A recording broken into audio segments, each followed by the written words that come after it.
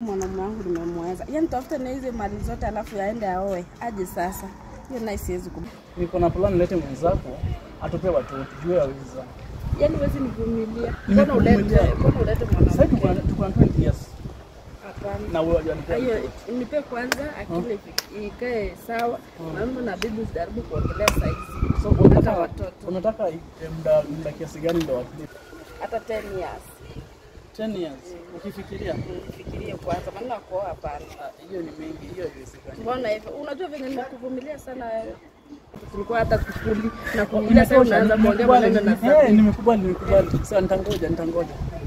Sasa ngoja hata si hiyo 10 years, 20 years ndio vizuri. Unajaribu kuniambia maneno na 10 years atakubeta bibi. 20 years itakuwa 40. Haina shida. Tutakuwa tumezeka sana. Haina shida. Kwa venye nimekuvumilia hata unafaa unisikie. Hiyo ni mingi, Mimi siwezi kubali. Mbona usikubali? Mimi nataka watoto bwana. Siwezi kubali hiyo bwana. Hakuna kusema kitu kama hiyo kwa sababu mimi unaona hata mimi ningekuwa mtu wa kuacha ningekuwa nimekuacha kitambo kwa sababu ile shida nimepitia na wewe. Kama ni kulala chini tumelala. Imetosha nimekubali usinikumbushe kitambo. Mimi sitaki hata kusikia maneno kwa bibi. Sawa hata mimi fanya aje? Sitaki kusikia kama hivi. Sitaki kwa nifanye nataka tuadopt mtoto. Hivyo sasa ndio nakupendea.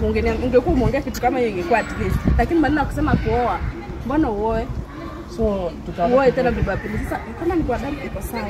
Hiyo nayo hapo ndo nakupendeanga. Unajua hapo nayo kusaidiana ni vizuri. Lakini si maneno kusema kwa bibi pili. Hapo nishakubali.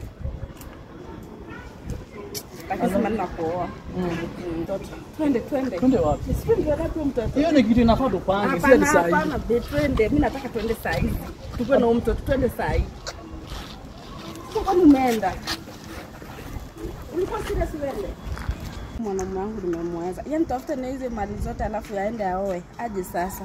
Hiyo naye siwezi kubali. Heri tuadapt hiyo mtoto. Wallahi heri tuadapt. Lakini ni nzuri amekubali. Hapo iko sawa.